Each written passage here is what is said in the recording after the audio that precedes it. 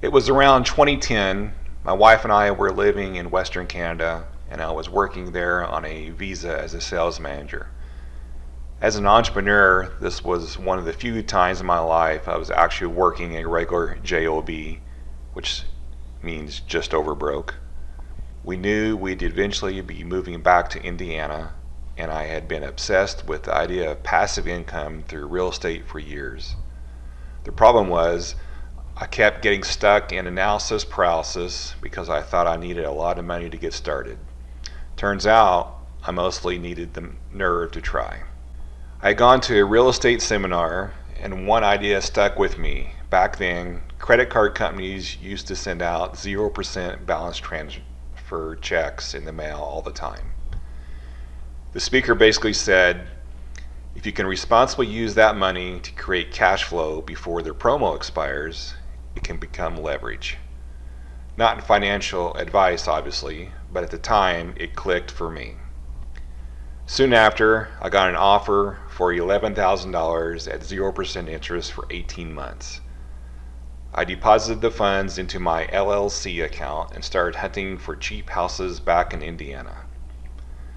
I quickly realized Indianapolis had some incredible post-recession deals at the time. I got on a few wholesaler lists and started making lowball offers. Most got ignored, and then one day, somebody accepted one.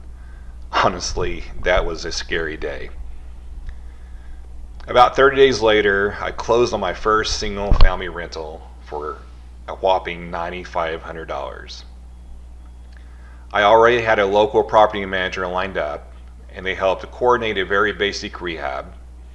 I used a Lowe's card for the materials, paid roughly $1,400 in labor, and stayed within the original balance transfer amount. Shortly after that, we placed a tenant at $550 a month, and just like that, I was a landlord. I learned a lot very quickly. For one, if you're walking lower-end properties in the summer, spray yourself with bug spray first. I learned that lesson the hard way after dealing with fleas. But most importantly, I learned that creative financing and problem solving matter far more than most people think. I also realized that even during rough economic times, people still need a place to live. Real estate isn't always glamorous, but well-bought rentals can create stability and long-term wealth in almost any market. About 6 months later, I listed that occupied property on a nationwide investment site.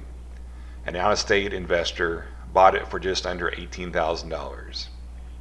I paid off the balance transfer, paid off the Lowe's credit card, and pocketed a few $1,000s.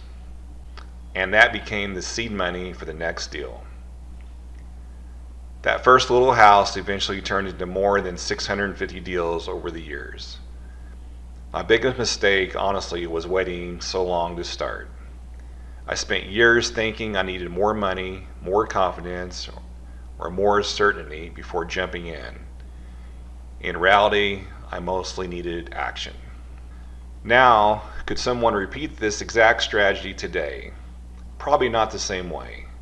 The post-2008 market created opportunities that were very unusual, and credit card companies aren't nearly as aggressive with the 0% offers now.